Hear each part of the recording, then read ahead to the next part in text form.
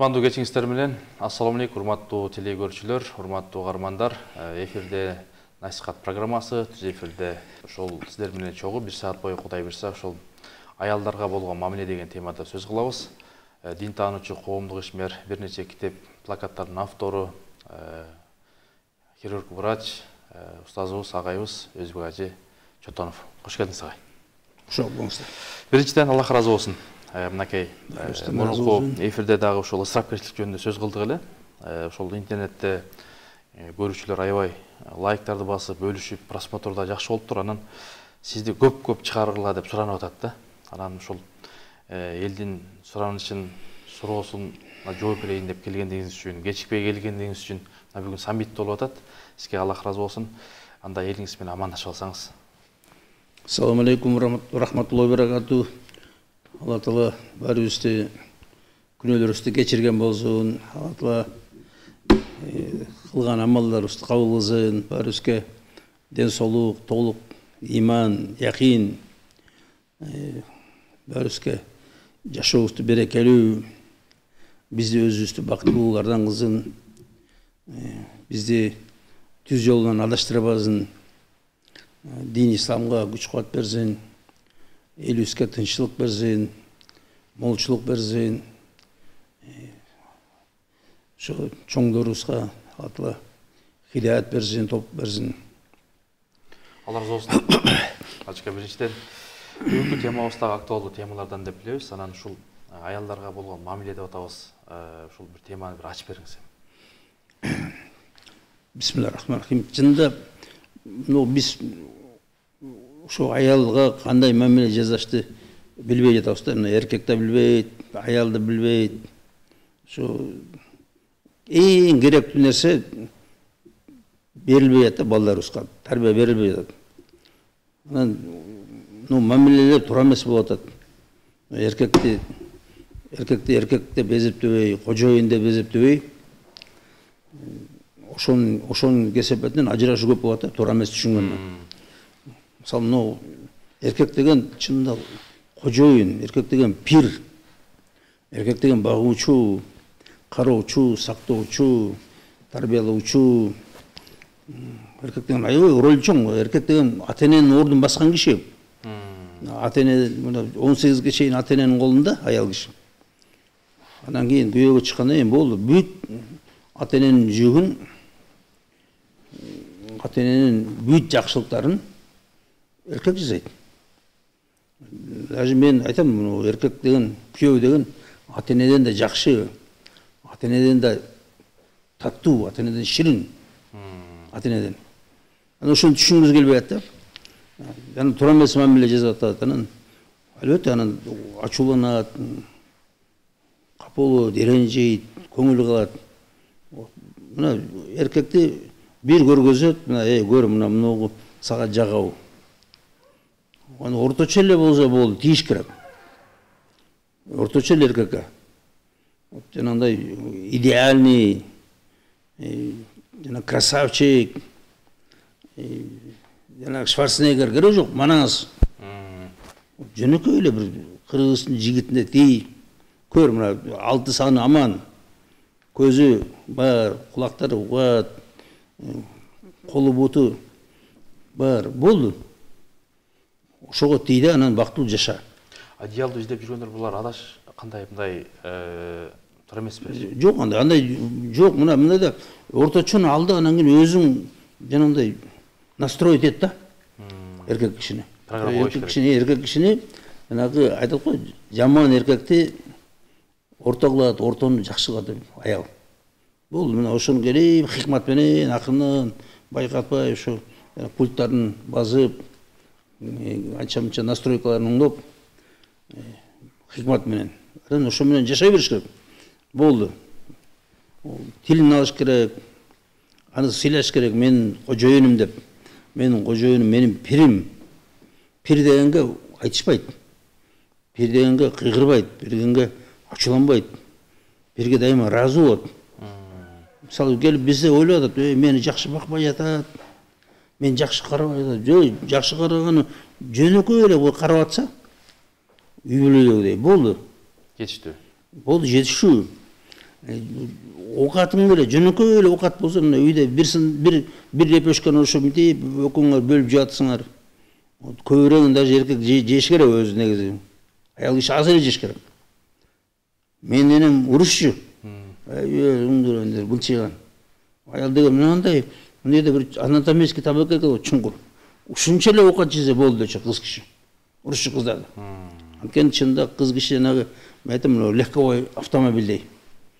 Легковой дейді ғой, жаңағы жеп-жеңіл. Ошо жеп-жеңіл жүрүш керек. Анткени жеңил унаа. Жеңіл унаа учуп жүрүш керек. Анткени үйдө майда жумуш көп. Эркек болсо КамАЗдай, мындай оор басырык, аябай жай кыймылдап. Анткени оор да, салмагы да оор. Эркекке жарашат. Аял киши жеп-жеңіл болуп учуп жүрүш керек да. Ошого аз эле оокат жеш керек. Аз эле нерсеге ыраазы болуш керек аял киши. Мисалы эркек киши көчөдө жүргөн үчүн мындай жакшынакай кийинип жүрүш керек. Аял кереги жок аялга. Аял үйдө отуруп, ошо аз эле жанагындай жөнөкөй скромный кийимге ыраазы болуш керек. Ыраазы болбосочу? Ал адепсиздик ал. Адепсиздик. Мисалы элдикинен кем эмес, элдикинен көп эмес. Анан мына биз кээ бир элдерди стандартта кылбаш керек. Мына биздин коомдун аялдары бул стандартка жатпайт, булар стандарттан чыгып кетти. Булар өзүнчө эле бир дворянкадай, бир жомуктогудай жашагысы келип атты. Андай болбойт. Жөнөкөй жашаш керек. Жөнөкөй эле турмуш, жөнөкөй эле адамдар. Эч кимдин алдында мактанып, убара болбош керек. Эч кимдин алдында мен мындаймын, мен мындай кийинем деген болбош керек. Ошо биз болбош керек андай. Мусулман кишиге өзгөчө болбош керек. Жөнөкөй мына жакшынакай ошо кийимиңди таптаза карма. Ошол менен жакшынакай татынакай болуп жүр. Өзүңдү жакшынакай кара болду. Анан келип жанагындай күндө мага тияктан алып келип бер, тиги магазинден алып кел. Муну баланчанын аялы муну жактан алып бер, мага алып бер. Тура эмес. Бул адепсиздик, бул тарбиясыздык. Жөнөкөй жашаш керек. Кыйнабай. Мына күйөөдү кыйнамай. Бизде адат болуп барат, күйөөдү кыйнаган. Тигини алып бер, буну алып бер деп. Андай болуш керек. Кыйнабаш керек. Ошо жөнөкөй жашаганда эч ким кыйналбайт да. Ал эми тауып келгениң баары эле келип коротсак, улам эле сапожка, улам эле кийим, ар бир сезондо кийим, ар бир жылда бирден сапожка, ар бир жылда бирден шуба, бир пальто кийген ушундай аялдар да бар да. Анан дагы келип мени жакшы карабайт, мени жакшы болуп коет да. Андай болбойт. Жөнөкөй жашаш керек. Коротпош керек. Эркектин акчасын коротпош керек. Аябай сакташ керек. Анда эркекте лох болбош керек да, мындай. Айтканын алып келбеш, алып бербеш керек. Айтканын алып бербеш керек. Айтканын эле макул боло бербеш керек. Башынан баштап тыйыш керек. Анткени мынабу келечек деп эле, келечекте үй курабызбы, же жөн эле ушу мороженое жеп эле, кечке чейин жанагы гриль жеп эле, кечке чейин тияка бияка саякат кылып жүрө бересизби? Үй куруш керек. Келечекте участок алыш керек, үй куруш керек. Келечекке бир нерсени запас коюш керек. Анан мисалы мына эркектин бүт ресурсун баарын куруп турбаш керек. Эркек өзү ресурсун баарын куруп турбаш керек, бербеш керек. Эркек кишинин эмесинде көп адамдардын акызы бар. Эркек киши ата эненин ресурсу. Эркек киши мекенин ресурсу. Эркекте Кудайдын акызы бар. Эркекте мекенин акызы бар, элдин акызы бар.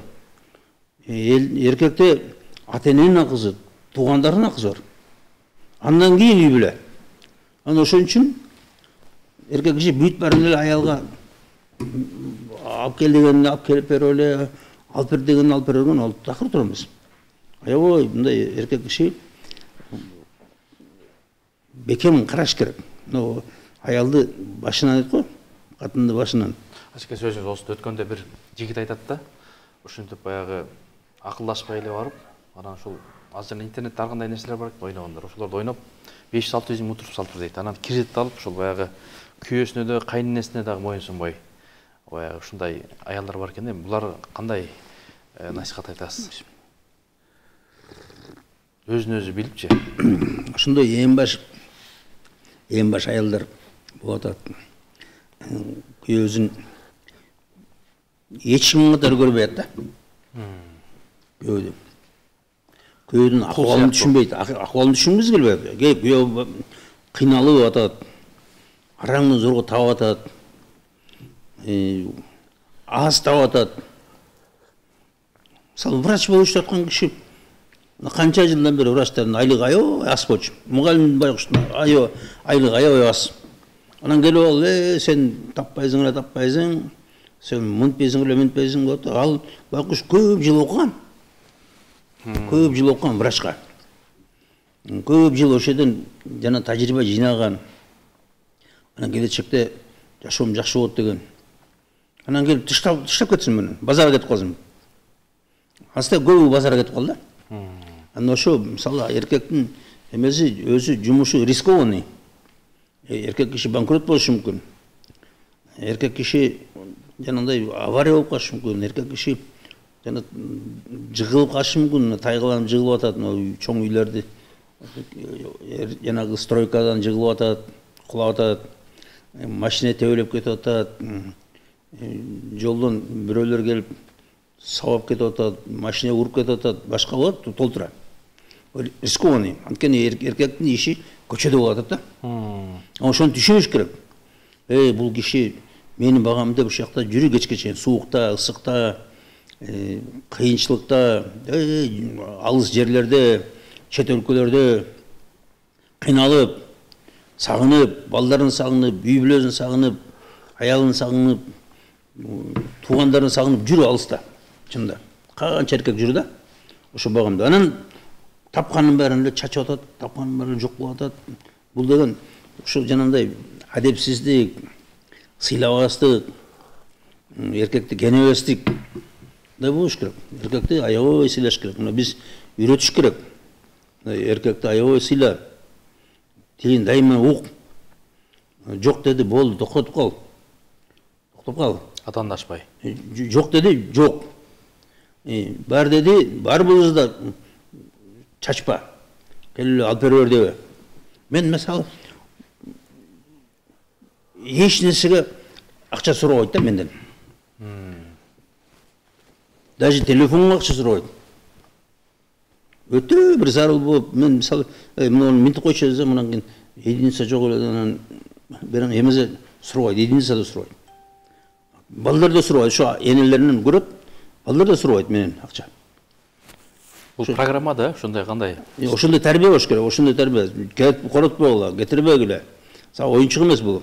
Бул жанагы табыш, оюнчук эмес, өтө кыйын нерсе бул. Анан ошон үчүн аябай экономный жашайсың да, ошондой рахаттуу болот. Анан бүт эле нерсени алып берип, анан кийин бүт эле нерсени жанагындай керегинде, кереги жогунда алып берип, кошуна мындай алыптыр, тигинчелер мындай алыптыр, баланчылар мындай кылып салыптыр, евро кылып коюптур, 2 этаж кылып коюптур, 3 этаж кылып коюптур.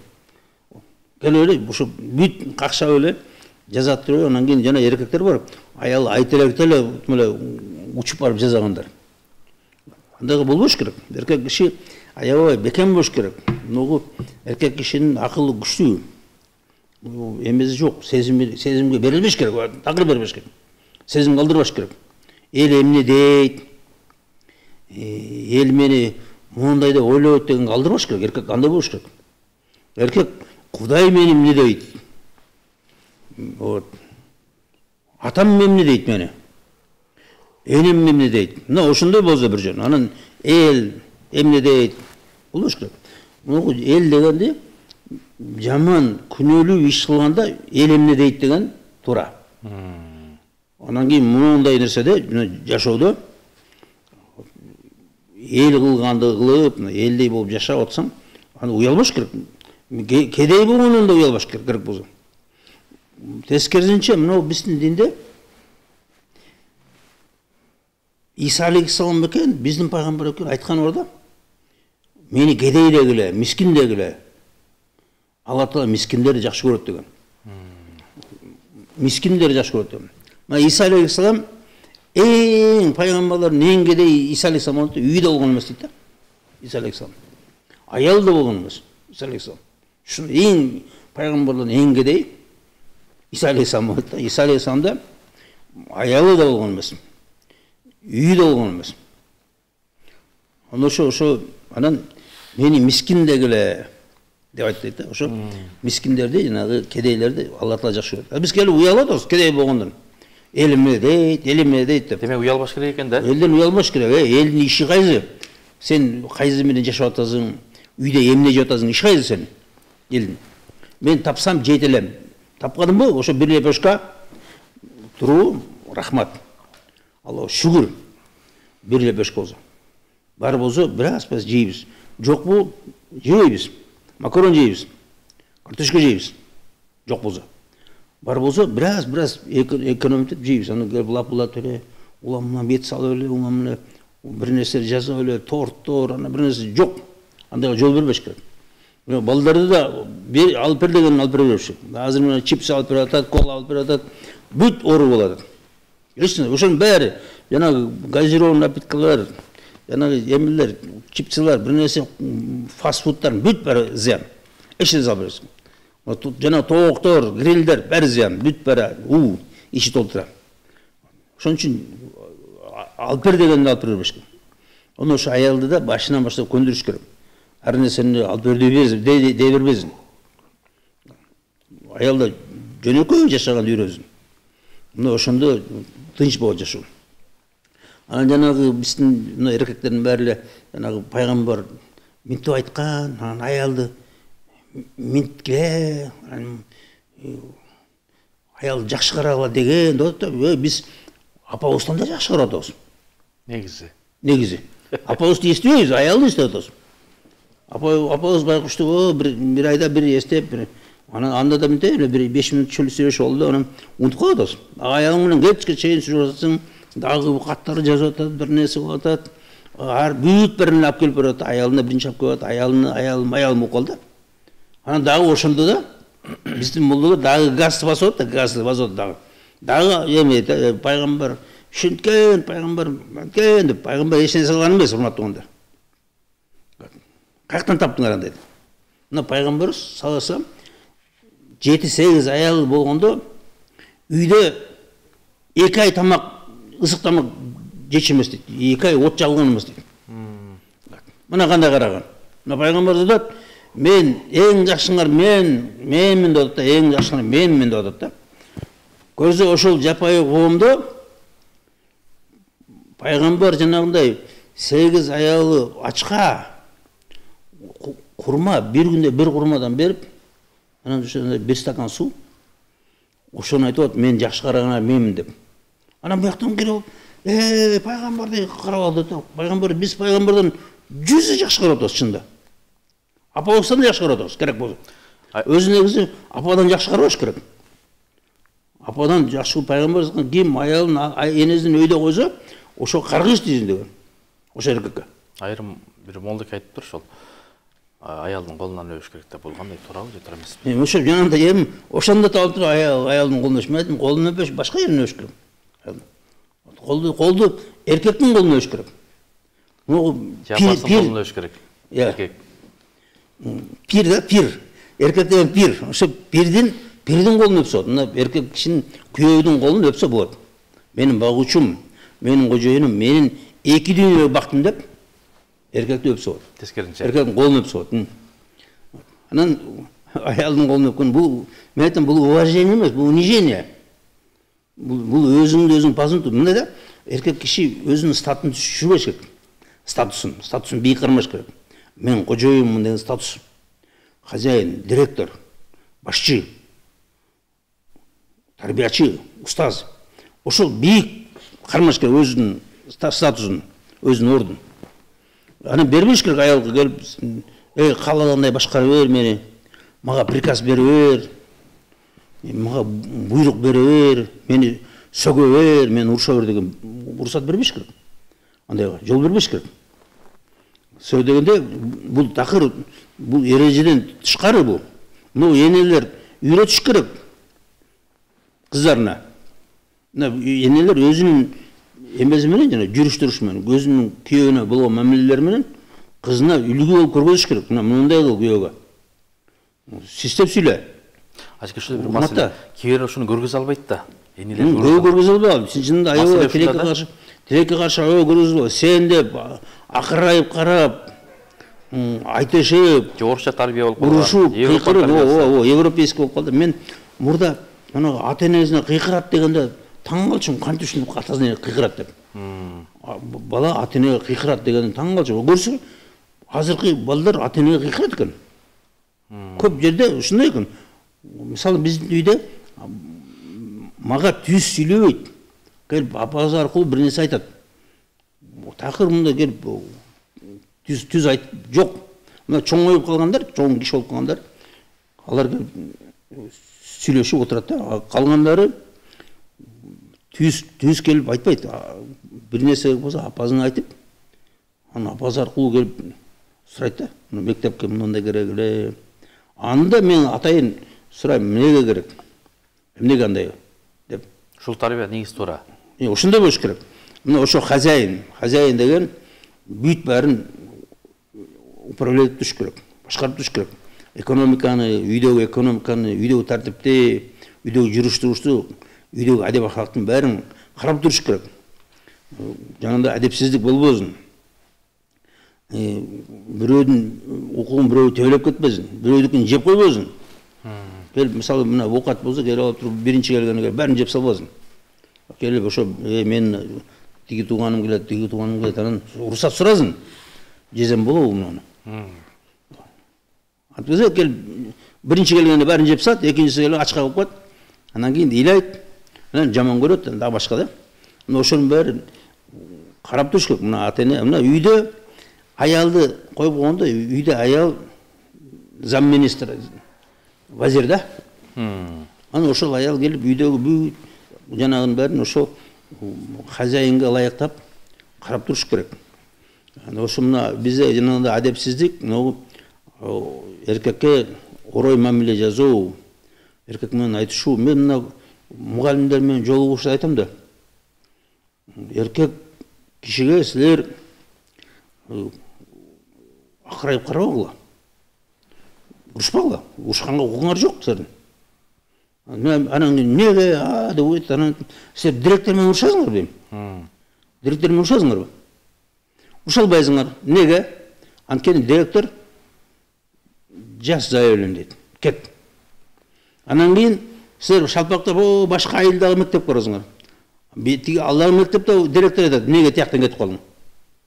Анан келип айтсаң, ушундай эле, жаман эле десең, анда орун жок дейт, барып кетер. Башка жака. Анан отурасың, бир шаардын ичинен бир 10 километр, 15 километр Карабалтадан, Токмоктон бир жерден келип жумуш издеп.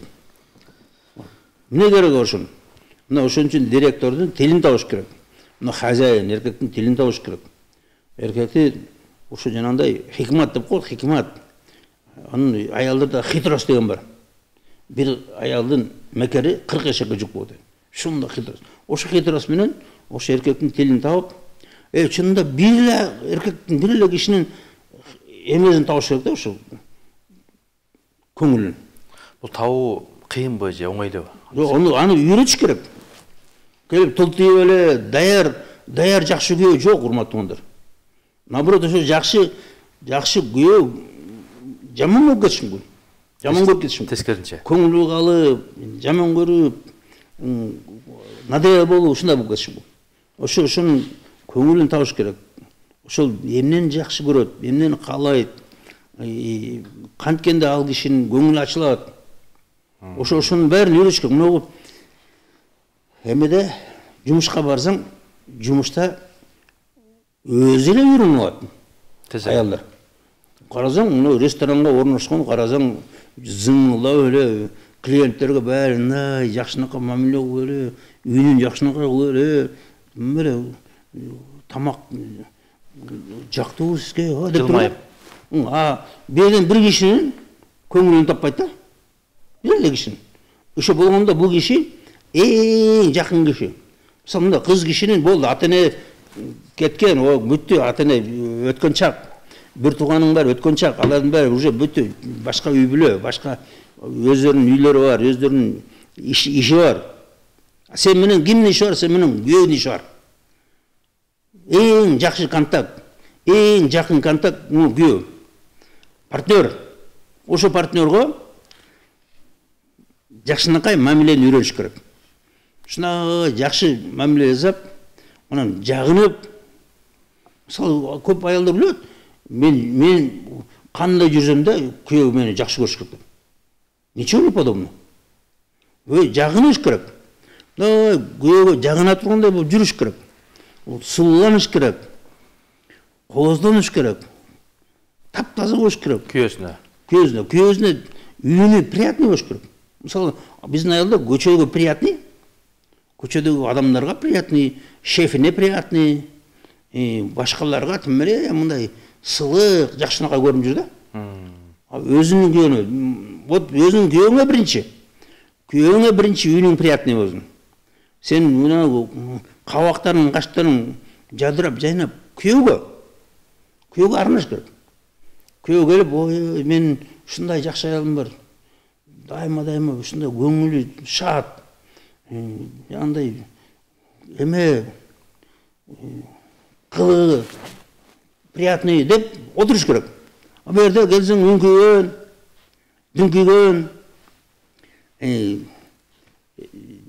ескі-пескі киім, чачы түйтеген, жүдеген, қанты приятный болады. Аны ойлады, мен күйем өмір бойы үшін сен жүдеген, сенің өңін көріп жырғап жүріп өткен. Андай болады да. Мына ошо біз бірінші эмени мамилени, ең бірінші мамилени ошо күйөө менен жасаган үйрөтүш керек. Эң чоң искусство. Ошону үйрөтүш керек. Ол келгенде күйөө үйүңдө келип жыргап үйдө. Сакина дейт да, сакина. Сакина деген мындай рахаттануу. Үйүңө келсең рахат, эс ала турган жай, курорт. Үйүңө келсең үйүң таптаза, ухоженный, уқат, даяр, біраз муздак компот туру, же дагы бир нерсе туру, күйөөм сузап келет деп. Ошо бир киши, эки кишини, үч киши, мисалы үйдө ошо эки балаң менен үч балаң менен кайнында кайнына ошону кыйын көрөт да. Мына мисалы аялдар детсадта иштесе 20 бирөөдүн балдары да, бирөөдүн. Бери адептери начар. Мисалы мугалим 30 бир придурка, 30 тарбиясы жок бирөөлөрдүн балдары адепсиз, тупой. Бүгүн азыр көргүзүп атат да. Бир дөңкөйгөн лөкөйгөн катын келип урушат мугалим менен. Кыйкырып өкүрөт, сен эмне менин балам менен. Көрсө баласы келип класста тарбиясы жок. Класста аргумен урушат экен, дагы бир нерсе кылат экен, сабак окубай дагы бир нерсе. Анан замечание кылып койсо, келип алып эле жакалашайын деп атат да. Ушундай кыйкырып атат, ушундай жаман сөздөр айтат. Анан мына ошо үй ал эмес, урматтуулар. Үй деген рахаттуу болуш керек. Приятный болуш керек үй. Үйдүн ичинде уруш талаш эмес. Вот. Ай, жакшы мамиле, жумшак, уют болуш керек, уютный обстановка. Ошол жерден келип рахаттана турган, келип сен менен мындай тамашалашып, отура турган болуш керек да. Баркаллашке. Биз түз эфирде иштеп атабыз. Ошол кофеден ичиңиз. Азыр ушул мынакей WhatsApp'тан келген суроолорго өтсөк. Ассаламу алейкум. Үйлөнүп алып, башкалар менен сүйлөшкөн эркектерге насаат айтып койсоңуз рахмат дейт. Урматтуулар, мындай да. Мына шариат деген чоң эреже бар. Шариатта кээ бир нерсе өтө күнөө. Арам деген сөз категорически запрещенный. Тыюу салынган. Урматтуулар келип алып шаңкылдашып, ар бир кыздарга тийишип, аялдарга тийишип, бөлөк бирөөнүн аялына тийишип, катуу тыюу салынган бул. Бирөөнүн үй бүлөсүнө чужой аялдарга комплимент айтуу, аларды мындай жыргай турган сөз айтуу, катуу запрещен, тыюу салынган урматтуулар. Анткени анын көңүлүн козгоо, аны эмесин, аны өзүңдү жакшы көрдүрүү, аябай бул чоң күнөөлөрдөн болот урматтуулар. Зина болот. Сүйлөшпөгүлө. Сүйлөшсөңөр мындай иш боюнча сүйлөшкүлө. Башка эмес жок. Жанандай приятный сөздөр сүйлөп, комплимент айтып, шаңкылдашып, бүт запрещено урматтыңдар. Жана мына устаздар деле айтып атпайбы? Жана бул зина деген карыз деп. Sen emesin, senin ayalına da şunda birileri ceza et şunda mamile. Sen birinin ayalına yanında mamile cezan, zina kordukunday. Anmenin gelip, anan giyim kucaktaşı anan. Daha başka işlerini yazsam, anda senin ayalında, senin kızın, gelinin, şun beri ve şun birine başka erkekler şunda mamile cezan. Kovumda taray düşünürse. Biz Müslüman kovumu, hurmatlılar, тартиптүү болуш керек. Мусулман коому эреже менен жашаш керек. Алла Таала коюп койгон эрежени. Многу арам. Кылбагыла, эч качан кылбагыла. Многу адал. Уруксат. Ошол бир гана уруксат таза жол менен, таза, адал. Ошол жол менен жашаш керек. Жанагындай болбойт. Эгерде бири жетпесе, анда шариатта уруксат экинчи алынма. Ана бирок жүзө аял менен, никеси жок аял менен болбойт. Мисалы мына бизде ушундай бир уятсыздык, намыссыздык, кыянаттык күчөп барат да. Кайрып ушу башка никеси жок кыздар менен жүрүү, никеси жок аялдар менен жүрүү ушу жол болуп калды. Бул туура эмес мамиле. Анан келип ошонун дагы сыймыктанып, ошонун мактанып башкаларга. Ошенткен эркектер бар. Бул имансыз эркектер бар. Иман жок эркектер бар. Урматтуулар, имандуу эркек андай кылбайт. Имандуу эркек башка бир бөтөн аялга жанандай мамиле жасабайт. Уруксат жок андай. Тыюу салынган бул. Бул арам жол, урматтуулар. Жакшы. Ассаламу алейкум ажыке. Канткенде намазга бекем болобуз. Мындай урматтуулар, жакшы адамдарга жакын болгула дейт. Жакшы адамдар менен болгула, жакшы жамаат менен болгула, жакшы жүргөндөр менен. Жанагындай мына азыр Кудайга миллион шүгүр, урматтуулар. Биз жаңы дин үйрөнүп атканда эч нерсе жок болчу. Китеп жок. Мен бир муалим санага 1000 рубль. Ал убакта 1000 рубль деген ушундай чоң акча. 1000 рубль алган муалим санага бир брошюрканы. Жок, анда бербейт. Жок болчу. Азыр деген эмне деген неме урматтуулар? Кудайга шүгүр, Кудайга шүгүр. Китеп бизен китеп. Жанагындай диска десең диска. Жанагы сотканын ичи толтура, Курандар, дүйнөнүн эң алымдары. Азыр динди каерден үйрөнөбүздүн интернетте карап отурсаңыз, интернетте бассаңыз бүт суроолор чыгат. Алымдар чыгат, тафсирлер чыгат, бүт баары бар урматтуулар. Кечке чейин ушундай жакшы нерселерди караса болот, жакшы нерсени үйрөнсө болот. Жакшы адамдар менен, жакшы достор дейт, жакшы достор жакшы жакка сүйрөйт. Жаман достор бузат, урматтуулар. Кечке чейин бир кереги жок бир жанагындай сөздөр, кереги жок эме, анан ар бир жаман өнөрлөрдү үйрөтөт. Жакшы жакка жакындагыла дейт. Илимдүү, жакшы адамдарга жакын болгула. Садака бергиле, урматтуулар, садака аябай оңдойт адамды. Садака ишиңерди алдыга жылдырат. Ошо так ошо жанагы динде ийгиликке жеткизет да. Жакшы. Ассаламу алейкум. Ажыке муфтият гашка тыюу салууну сунуштап жатат. Пикириңиз кандай? Гаш деген жанагы кыдырып баягы ишти кылдатып чакырат эмеспи? Муфтиятты да бирөө үстүнөн базып атат да, мындай бирок атат да. Урматтуулар, бирок чынында бул туура эмес. Жанагындай бунун эч кандай да эмес жок. Чынында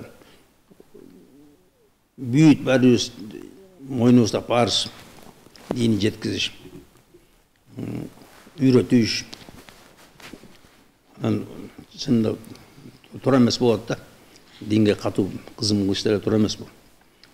Чынында дин менен адамдар оңолот, коомдор оңолот. Арак тыйылгандай эле, канча жаман нерсе тыйылды. Уурулук жок болду. шынында. Дин келди, урлук жок болду. Азыр мына строительдер барсаң, строительдердин 80% сакалчан. Ишеним бар туруп, алып келип коюп койсоң, урдап кетпейт. Азыр объекттердин урдабайт азыр эч ким. Сиз муну башыңыздан өткүздүңүз. Биз мурда аябай урлук көп болчу. Ишеним жок. Келип зементин урдап кетет, темир тесегин урдап кетет.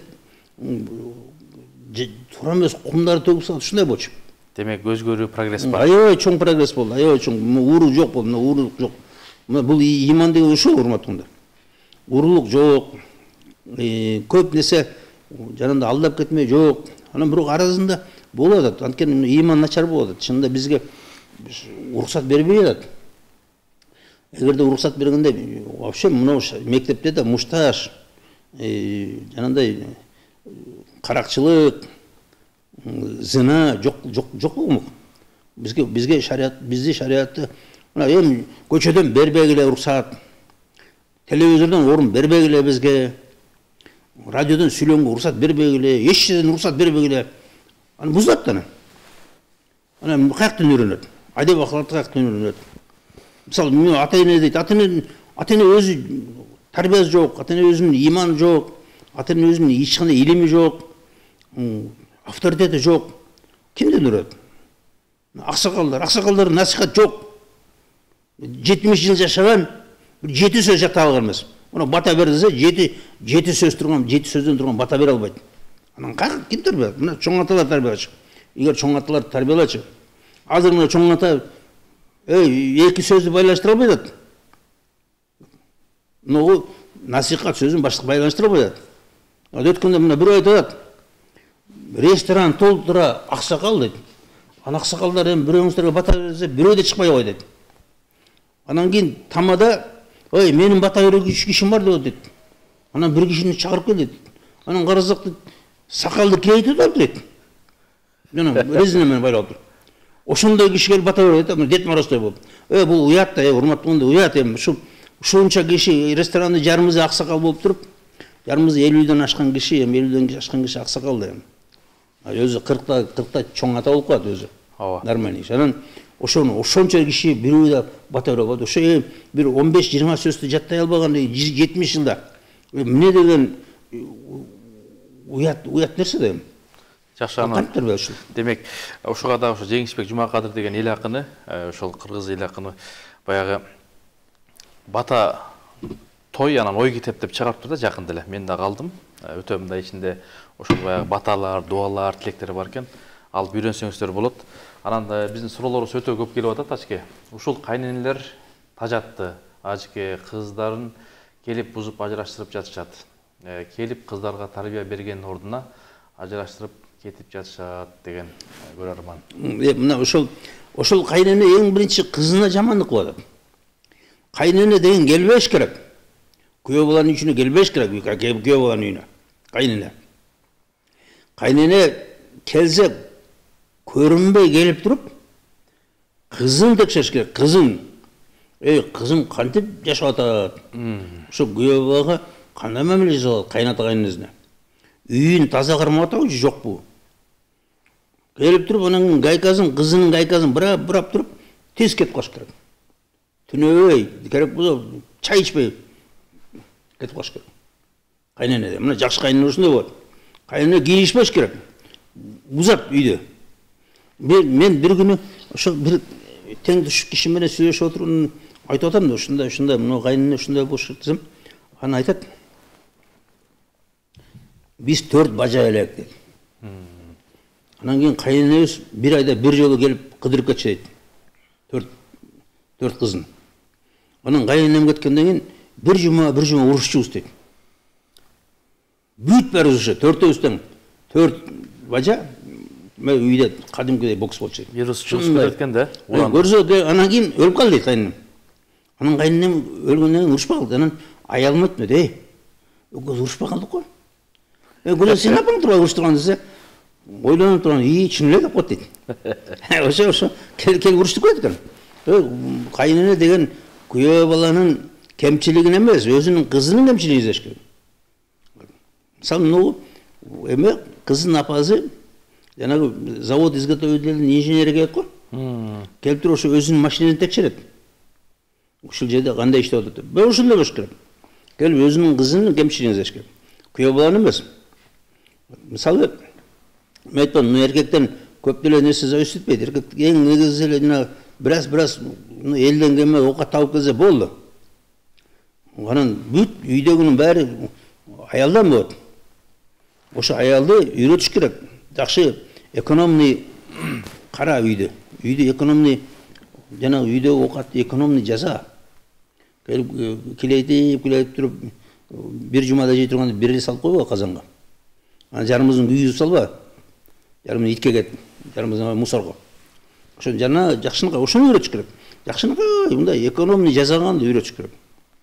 Аябай эконом жашаган. Мен мисалы жаңы үйлөнүп атканда илгери жаңы бир бөтөлкө май 1 айга жетчү.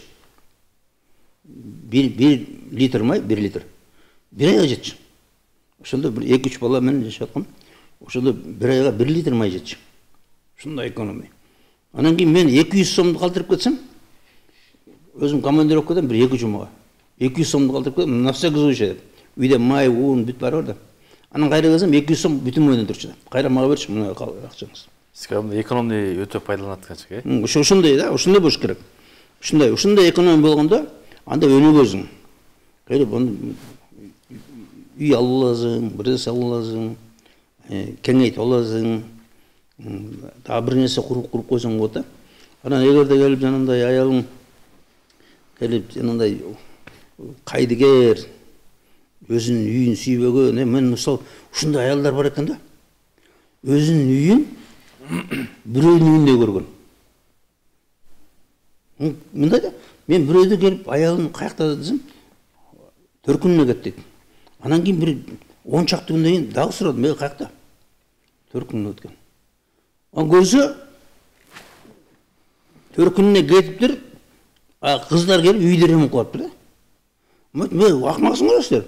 Жашаган келин болсо, кыздар болсо тиякта жашаса, анан кыздар ремонт кылат үйдү. Келин кылышат да. Жок, келин эмеге Төркүнүнө. Анан кыздар ремонт кылат экен. Ушундай тескери болуп калыптыр. Азыр ушундай көп экен. Тилекке каршы. Тилекке каршы. Ажы аке, азыр Instagram деген нерсе көбүн жайлап бузуп атат дейт.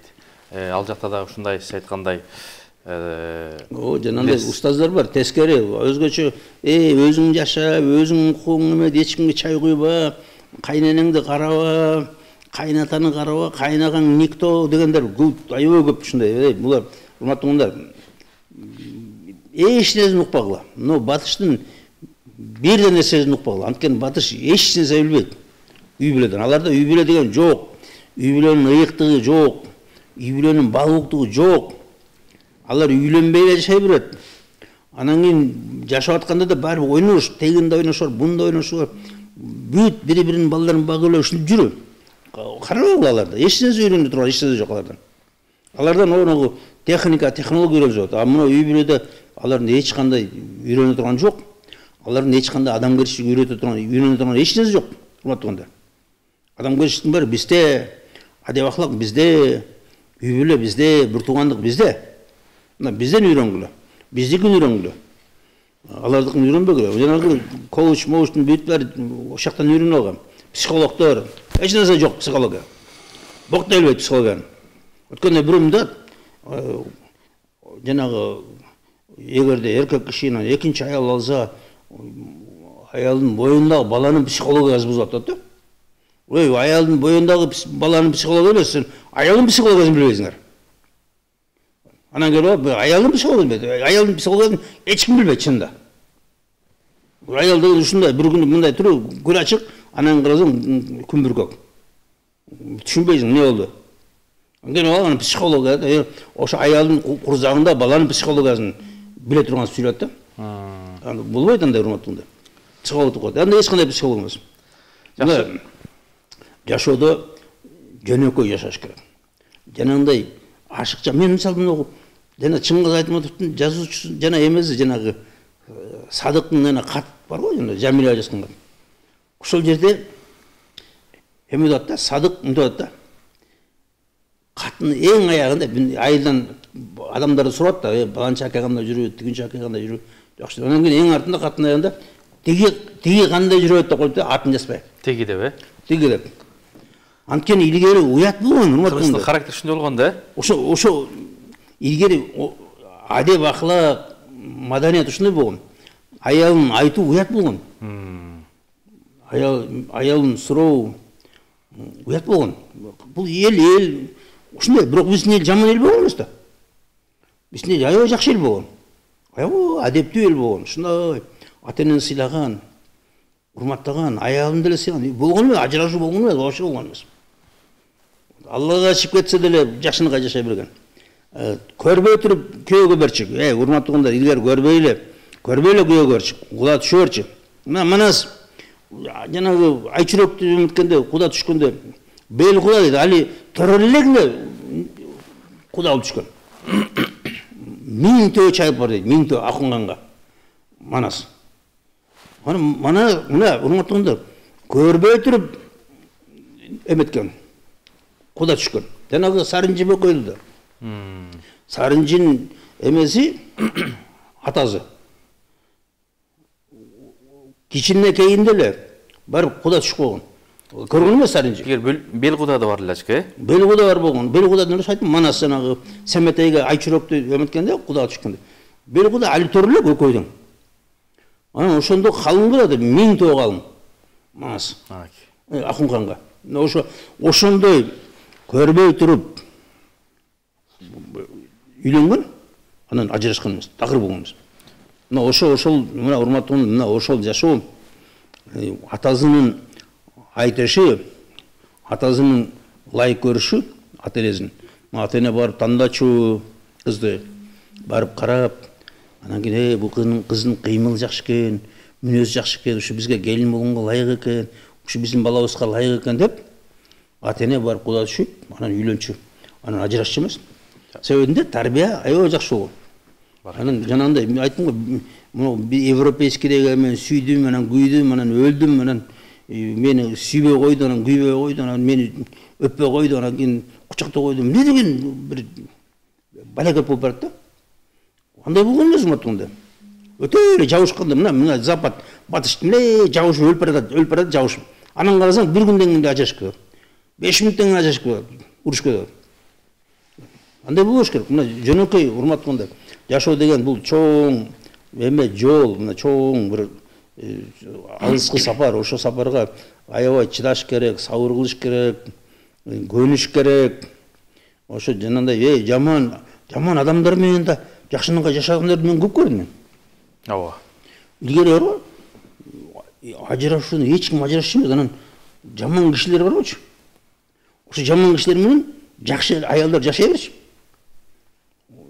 Эметпейт, арданбайт, элине дейт, дөйт. Ошо болду, ошо мына болду, ошо урматтуугундар, тагдыр деген ушул. Тагдыр. Сен келип ошо сага тагдыр менен ошо түштү, күйөө. Эми болду, жаша. Мен тагдырым деп бил. Анткени мына биз мындай да, биздин мусулманчылыкта бул дүйнөнүн жашоосу убактылуу эле. Биз келип ойлодук, тиммеле бир көп деп. Мына 70 жыл урматтууган 70 жылдын 2 минут көрөр экен. Акыреттин 2 минут көрөр экен. Могу жанагы Куранда ошо жанагы кыямат күнүн айтканда, кыямат күнүнүн узундугу миqdoru 50,000 сана дейт. Анын узундугу дейт. Bir günden, ошо кыямат күн, bir эле күн. 50,000 жылга барар дейт. Ошо 50,000 жылды келип минутага койсоң, 70 жыл 2 минут көрөр экен. Оны ошо 2 минут, ошо bir киши менен Алла Таала сыноо дейт, сыноого берип атат. Ошо кишини силерге сыноо берип атат эркекте. Ошо эркекке моюн сунуп жакшынакай жашаш керек. Анан мен мына эме бул, мына аялды, урматтуугундар, аялды тең коюп атат да, мына эркектер. Өзүнө тең болот. Туурабы же туура эмеспи? Бул туура эмес. Тең коюу. Мындай туура эмес бул. Алла Таала жогору деген эркектин эмеси жогорураак деген орду. Ошо рижалу каввамуна аля ниса деп эркектин жолу улуу, эркектин орду бийик. Аны ошону сактап тургула дейт. Тең кылбагыла дейт. Аялды өзүңөр теңебегиле. Анткени теңедиң эле бүт бузулат баары, система бузулат. Иштебей калат. Мисалы мына бир аппарат келди, туура эмес инструкцияны кылсаң, аппарат иштеп калат. Дагы ошондой урматтуулар. Аялды төмөнүрөөк кармагыла, төмөнүрөөк койгула. Эч нерсе болбой аялына. И аял ошону билсин. Мен 2-нчи орундамын, мен 3-нчи орундамын. Не проблема? Проблема жок. Баары эле президент болобу, 2 президент болобу? Болбойт да. Бирөө президент, бирөө премьер. Аял премьер, отурur премьер болуп. Ошондой эме болуш керек. Мына вазир жакшы, хан жакшы деп атам, эркек хан, аял вазир, министр. Ошол эмеде даражада карма. Анан вазир келип ханга кыйкырбайт, ханга өкүрбөйт. Хан мен айткандай кыл десе, ошондой кылат. Ана ошондо биздин жашоо рахаттуу болот. Баракелде. Тынч болот, бактылуу болот. Мына бактылуу ошондо болот. Жакшы, урматтуу телекөрүүчүлөр, сиздер насихатты түзөтүлдө көрүп атасыздар. Ошол кайсыл жерден ошол жазып атасыздар, каерден көрүп атасыздар, ошону дагы жаза кетсеңиздер. Ассаламу алейкум, менин кайненем дагы бизге кызмат кылбайсың деп ажыраштырып алды. Ортодо 2 балабыз бар. Көлдө ушундай салт бар экен. Күйөө бала кызмат кылыш керек экен. Бул эң туура эмес, урматтуулар. Күйөө бала кызмат кылганга кайната кайненеге эч кандай эмес жок, милдет жок. Жанагы мына тойлордо эки жакты бир карада отуруп, бул туура эмес. Туура эмеспи? Эмнеге? Эч кандай туура эмес. Күйөө бала деген бул сый киши, бул бөтөн киши, урматтуулар. Сенин кызыңды алып, бир жерде жашап атат, оякта. Анан сен эч кандай тиеши жок. Сен үйүңгө ремонт кылганга, сен огородун чапканга, чөйүң чалып бергенге эч кандай бир эмес жок. Эч кандай милдет жок. Эч бир даже колун учун кыймай атканга, чыпалаңын кыймай атканга укугу жок, эмес жок, милдет жок. Эркек бул чужой киши. Ошону чужойдой карагыла. Даже сенин кызың чужой, бүттү. Мына кетти кызың колуңдан чыгып кетти, бүттү, болду чужой. Мына алыс тууган, салам жакшы, анча-мынча эметет, сен унутпайт, салам берип жүрүү, болду ошо. Эч нерсе кызыңдан сураба даже. Кызыңды алып келбей, эч нерсе алдырба. Мынауга азыр ушундай бир кайын журттар, ушундай бир балекет болду, үйүңө кирип атты, орустукундай болду. Кирбеш керек, келбесин. Эч бири да келбесин үйгө. Келген укугу жок. Мына эркектин үйүндө келе берсин. Эркектин туугандары келе берсин, кире берсин, чыга берсин. Укугу бар, бир тууганы эркектин. Аялдын бир туугандар келген укугу жок. Чужой кишилер. Булар башка эл, башка жактасың.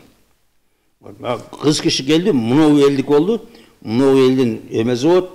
Ушул элдин мүчөсү, ушул элдин келини ошол жерде коюлат, өзү. Эркек киши жана күйөө баланын эч кандай милдети жок.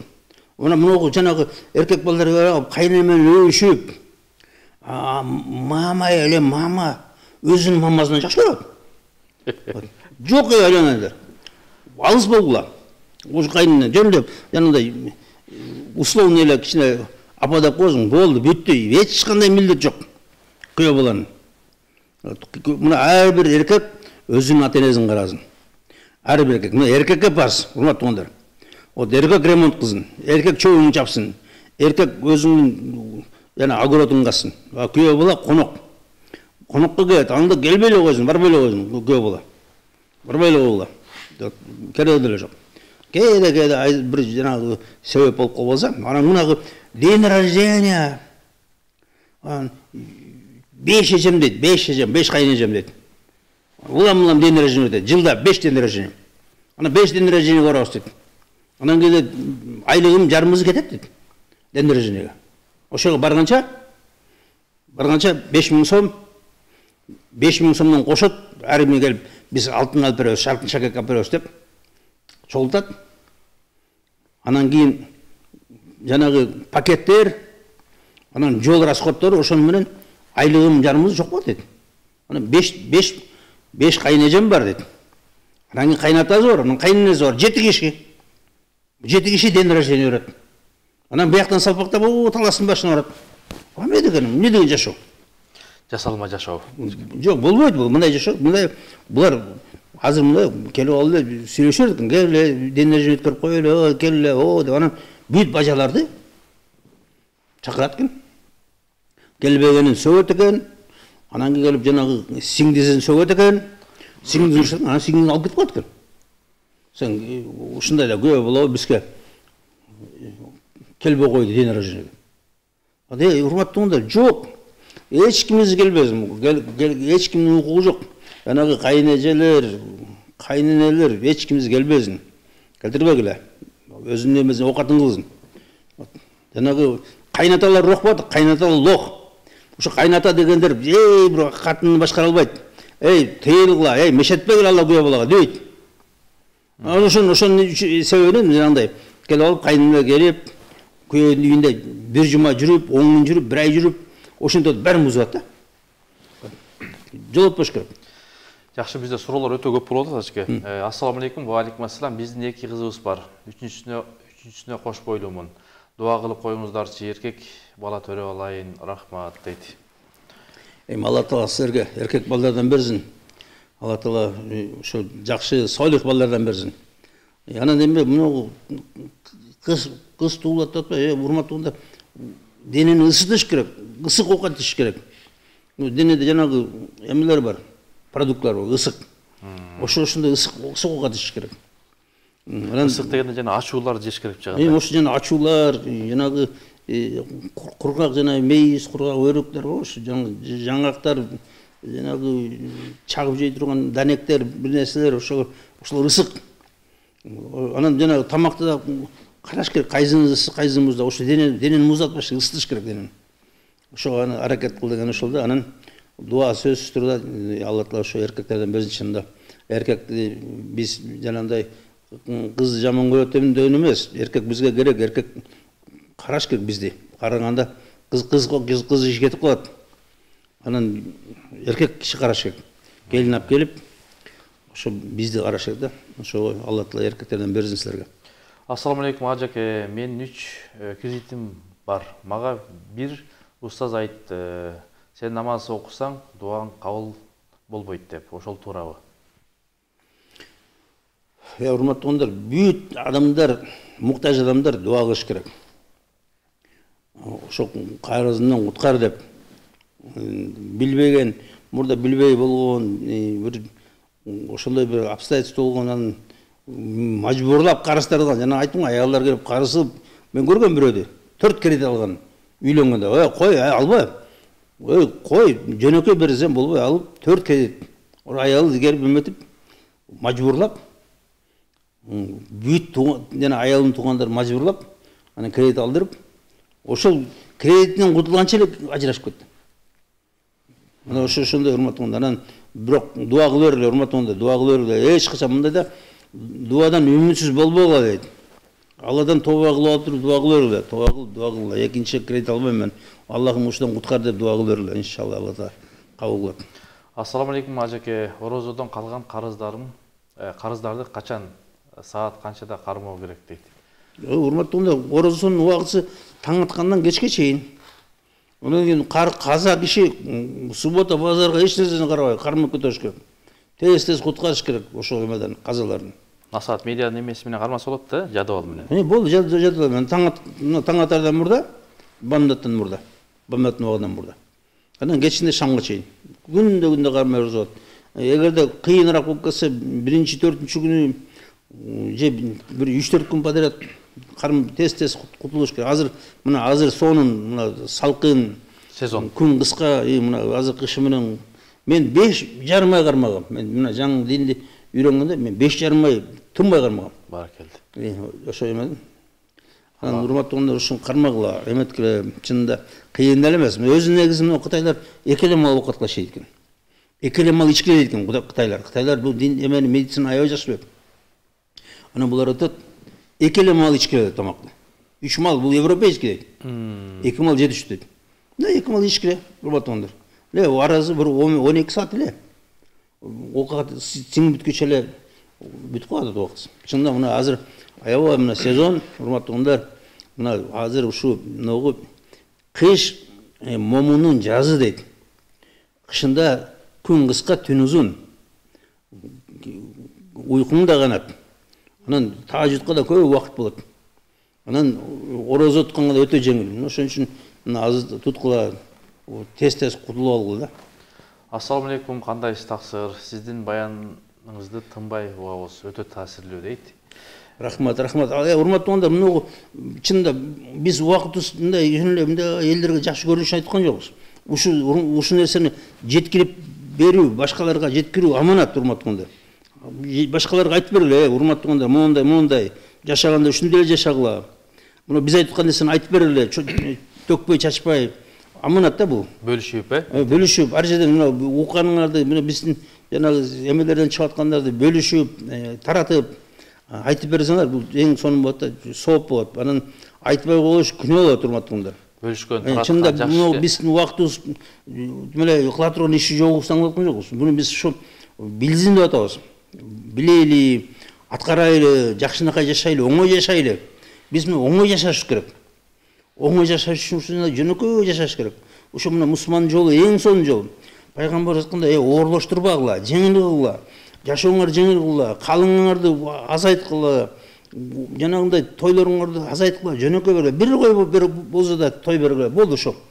Ушундай насихат да. Жөнөкөйлөштүрөт. Жөнөкөй, эң жөнөкөй эмеде. Анан адамдарды кутурбаш керек, келип сынтакпаш керек. Сен мындай той бердиң деп. Мажбурлаш керек. Эгер сынтакса эмне болот? Кандай? Күнөөкөр болот. Анткени бүт ошондой адамдар баары күнөөкөр, урматтуу. Мына биздин тойлорду айттым го, тойлорубуз жанагында айтып атабыз го, мына какшап атабыз, ой, ысырап кылбагыла деп. Мына эки түрлүү тамакты бир койгон күнөө деген. Умар Азову сабачы, урчу. Ким эгерде эки тамак жесе, урчу. Мына азыр мусулмандар ушундай абжор болуп кетти. Эң аз, мына жакшынакай оокатты аз жей турган биз болуш керек эле. Биз келип кайра тескери жооп атабыз. Мурда капырдын 7 карды бар деп айтчу да. Азыр мына биздики 7 карды болуп калды. А ошол капыр деген европеецтер наоборот жебейт экен. Мен мына чет өлкөгө барам да. Аны жана ресторандар гостиницанын эмесинин ичинде. Анан кийин карасаң, жана 2 метр дөө европеецтер эртең орта бир 2 кашык оокат салат. Анан ошондо жарымызын жеп туруп, анан кичине кофе ичип алып кетип коет. А биз мусулмандар барабыз да төмөлөп өч алгандай жейбиз эртең менен. Түштө андан бетер, кечинде андан бетер жейбиз. Бүт бери Жашоолукка зыян. Зыян, кереги жок. Анан бирок ошол биз сактабай атабыз биз. Биз пайгамбарыбыздын айтканын сактабай атабыз. Камчыбек Кыршаевич дагы ошол Садыр Нуркожоевичти ысырап кылбагыла деп атат го. Бүт мына өкмөт да айтып атат, айландар элдерде жүдөдү, ой, койгула деп атат, чакырбагыла. Жана ашыкча кишилерди чакырбагыла. Ал чынында жана бирөө айтып атат, уже жек көрүп атабыз дейт чакырган кишилерди. Тажашты. Тажадык, чакырып атат, көңүлүң жок барасың дейт. Барганда эле баягы эле сөздөр, баягы эле көздөр, баягы эле бийлер, баягы эле ырлар, баягы эле ырчылар, баягы эле оюндар дейт. Ушу эмне дегеним, канча сааттан кетирип атат, канча акча кетип атат, кыйналып атканда биякта балаңа жетпей атат, кийимге жетпей атат, оокатка жетпей атат, дагы бир нерсеге жетпей атат. Үйүң курайын десең жок, анан келип алып, бүт баары эле ысырап коет эртең кечке чейин. Ассаламу алейкум. Токтойлу да биз ушун. Келин кайнатага кайнеге кызмат кылганы туурабы? Кээ бир молдолор келин кызмат кылганга милдеттүү эмес дейт. Урматтуугундар, кызмат кылганга милдеттүү. Мындай да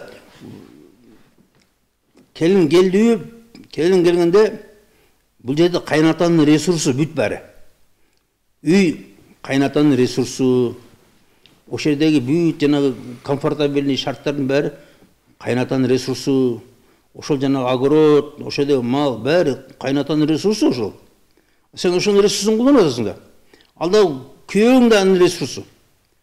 Күйөө да ошо кайнатаңдын ресурсу. Колдонуп атпайсыңбы аны? Жыргап атасың. Анан ошого акташ керек. Келе паразит болуп эле, жатып алып эле. Ким үйрөттү ушундайды? Бул мындай, урматтуугундар, мындай да реальность деген бар, реальность. Жашоо.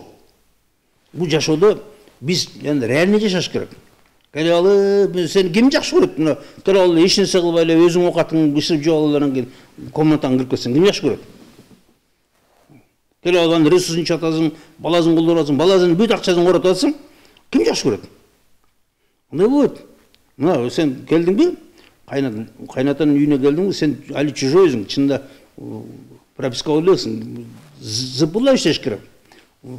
Жана көзү менен текериш керек. Кайната кайненеге жагыныш керек. Ошонун үйүнө үй бүлөгө кирип кетиш керек. Ошолордун үй бүлөсүнө бүлөк алып кетиш керек. Мына задача. Мына келиндин, кыздын эмеси задачасы. Бул башка жактан келет да. Мына мисалы эркек башка бирөөнүн үйүнө кирбейт. Келиндей болуп. Эркек өзүнүн атасынын үйүндө. Келин башка жактан келди да. Мен айтам көчөт. Көчүп келди. Көчөттү көчүрүп келдик. Анан кийин эми тамырлаш керек. Мына ошол жерден келип сен бүт баарынын эмесин табышың керек. Контакт. Контактировать дейт. Ana communicabilis. Gelip kaynatanı gelip көңүлүн al, кайнененин келин al, абысындардын көңүлүн al, кайнесиңдерин al, кайнилердин, ошол жердеги бүт кишилердин көңүлүн тап, ошолор менен байланыш түз, ошол менен конфликтке барбай тургандай, алар келип сени жамандабай турган, сен алар жамандабай тургандай, ошолор менен ошолордун бүлөсү болуп кет да. Ошол жерге сиңип кет, ошол жерге бүлө болуп кет, ошол жерде өз киши болуп кет. Мына ошол задача. Аны кыла албаган келесі угатын да, ошол жанагы келген кыз келип алып туруп, анан кайнене жаман экен, эркек жаман экен, ол келесі кыз, ал ошо тарбиясыз кыз. Демек, оту менен кирип гүлү менен чыгыш керек. Болду, всё, баргандан кийин ушундай бүт баарынын көңүлүн табыш керек, бүт баарынын тилин табыш керек, бүт баары менен көнүп кетиш керек, бүт баарына жагыныш керек, жагымдуу болуш керек, баарына сүйүктүү болуш керек, баарын жакшы көрүш керек. Мына вот ушунда эң жакшы келин болдуңуз да. Эң сени баары жакшы көрөт. Оорусаңар кайната кайненең өзү барат больницага. О келин өзү ооруп калды деп. Ошо сенсиз жашай албагат керек болсо. Окат өтүп калат. Туура айтасыз, Ажыке. Менин кайнежелерим келип кыйнап акча чогултуп, кайнатабызга Lexus машина алып бердик бажалар. Өзүмдүн атам жөө жүрөт, кредит төлөп дейт. Мына биз ушундай эң акмак болдук да. Эң акмак болдук. Мындай болду. Өткөндө бир жерден көп аксакалдардын арасында келип сүйлөшүп алсак, бир аксакал келип айтат, биз дейт день рождения бербесек, балдарыбыз чогулбайт дейт. Айтып, дедим, аксакал дедим. Ошондой да болмок беле. Ана сен балаң барып кайнатасына бажаларыбыз чогултат, акча чогултуп машина алып берсе. Анан кийин сенин үйүңө день рождения келип, сага бир калпак бир кичинекей арзан чапан алып берип койсо, капа болосуң да сен. Сен разы болбойсуң да, тескерисинче. Ошондой да болчу эле. Ата эне дегенге день рождения жок эле чогултуп бериш керек. Алып бергиле колуңардан кызды. Колуңарга келбесе көп кыйналбагыла, бирок баары ата энени жакшы карагыла. Ана бирок жанында кайнатаң алып берип коюп, атаң алып бербеген, бул позор, бул уят, бул шарменде. Эң бул туура эмес нерсе. Эч качан. Мына азыр ушундай болуп калды. Аялдар башкарганда, аялдар үйдө кожоюн болгондо мына ушундай болот да. Келип туруп, күйөө балдарын бәрін мажбурлап, келип туруп акчаны таап эле тап, элдин баары берип атат, атама Lexus алып берем. Lexus деген значит 5000 долларын чогултуп берди баары. Ана ким күйөө бала чогултtu. Мен мына айтам да, мына бизде туура эмес нерсе, мына көл жакта, анын нарын жакта күйөө бала карашты көтөрөт. Мен биринчи таң калдым.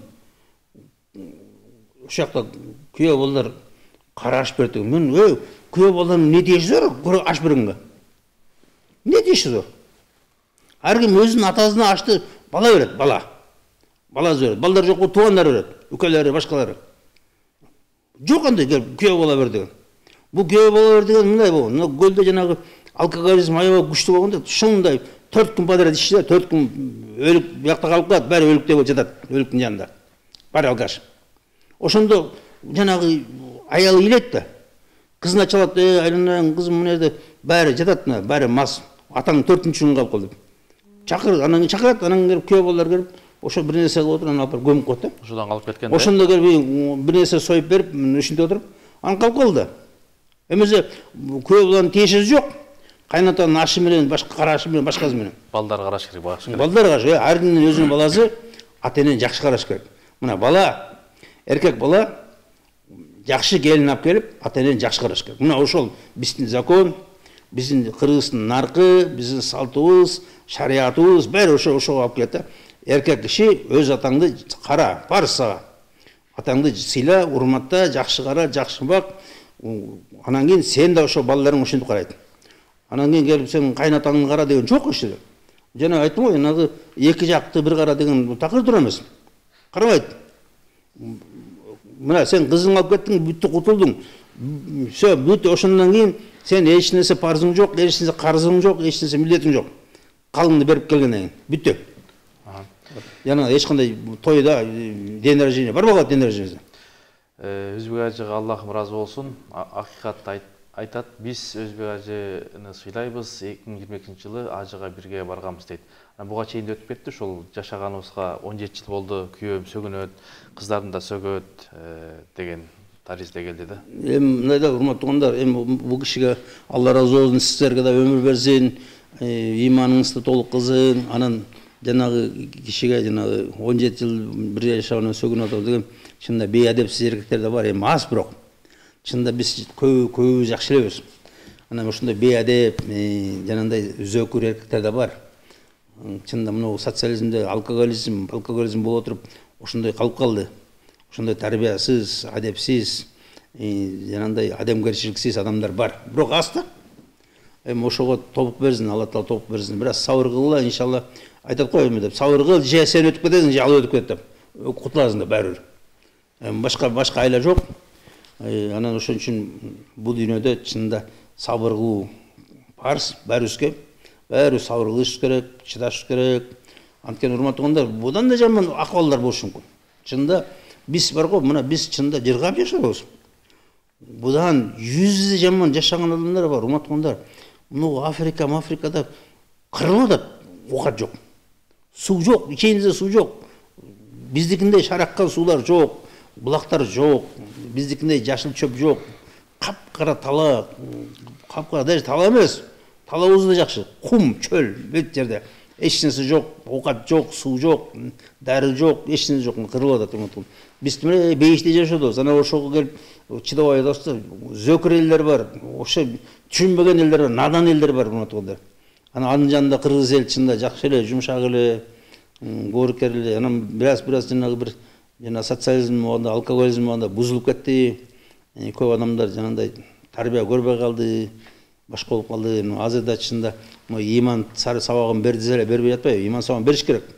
Нрава, адеп, ахлак, жүрүш туруш, үй бүлө боюнча аябай сабактар берилиш керек. Мектептерде, жогорку окуу жайларда бүт жерлерде бериш керек. Ошондо бизде ажырашуу да болбойт, ушташуу да болбойт, соттошуу да болбойт, баары жакшы болот да. Баары жыргап бактылуу жашамакпыз да биз. Алла разы болсун ажыке. Биздин эфир соңуна келип калды. Бир жыйынтыктап коюңуз. Алла баарыбыздан разы болсун. Алла Таала баарыбызга тобук берсин, хидаят берсин. Урматтуу туугандар, ушу көңүл бурайлы, мына үй бүлөбүзгө жакшы көңүл бурайлы, кыздарыбыздын, балдарыбыздын тарбиясына көңүл бурайлы.